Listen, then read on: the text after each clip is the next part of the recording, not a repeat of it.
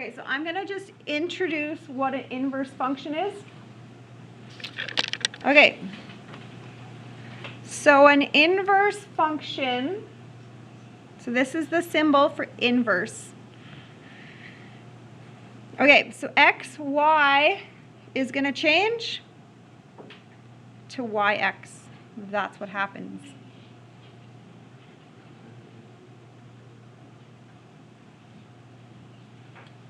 Okay, so if you had a coordinate 5, -8, it would become -8, 5. You flip-flop them. What would happen to the coordinate 6, 6? 6, 6. Hey, that would be an invariant point if I was to list one.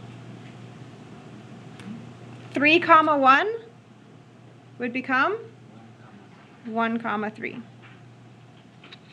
So we'll do one graph.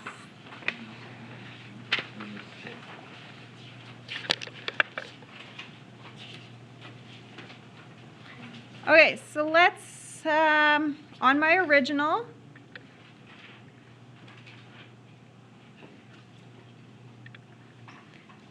can you list me these 4 coordinates? So we have a 5, 0,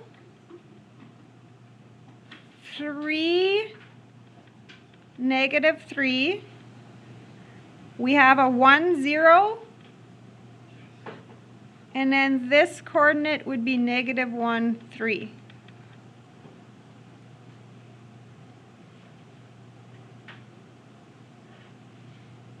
Okay, we're going to inverse it.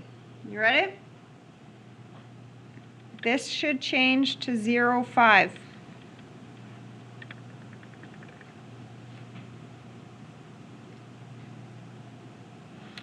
This will change to -3, 3.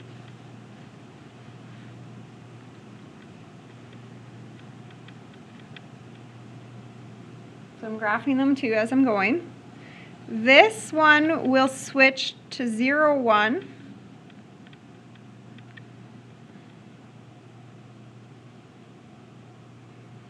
And this one would switch to 3, -1.